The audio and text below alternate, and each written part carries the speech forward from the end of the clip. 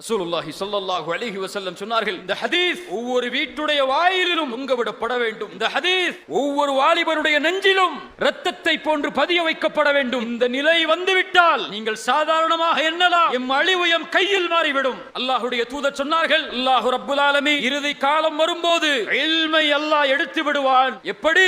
அல்லாஹ் ரப்புல் ஆலமீன் உலமாக்களை, ஆலிம்களுடைய உயிரை கைப்பற்றுவதன் மூலம் மனிதர்கள், அறிவியர்களை, கல்வி இல்லாதவர்களை, என்ன கல்வி, படிப்பா, டாக்டர் படிப்பா, PhD படிப்பா, மார்க்க கல்வி இல்லாதவர்களை தலைவர்களாக எடுத்துக் கொள்வார்கள். அவர்களிடத்திலே மார்க்க தீர்ப்பை கேட்பார்கள். அவர்களும் மார்க்க தீர்ப்பை கொடுப்பார்கள். கல்வி இல்லாமல் அவர்களும் வழிகடுவார்கள், பிறர்களையும் வழிகெடுப்பார்கள். ஆனால் ஒரு மிகப்பெரிய மூலச்செலவை முஸ்லிம் சமூகத்தின் வாலிபர்களின் மேல் செய்யப்படுகிறது. அதில் சென்று தன் ஒட்டுமொத்த சமூகத்தையும் மதிப்பை பெற்றுத்தரக்கூடிய செயலை செய்து தன் வாழ்வையும் தன்னோடு சேர்ந்திருக்கக்கூடிய குடும்பத்தின் வாழ்வையும் ஒரு சமூகத்தின் வாழ்வையும் அளித்துக் கொண்டிருக்கிறது.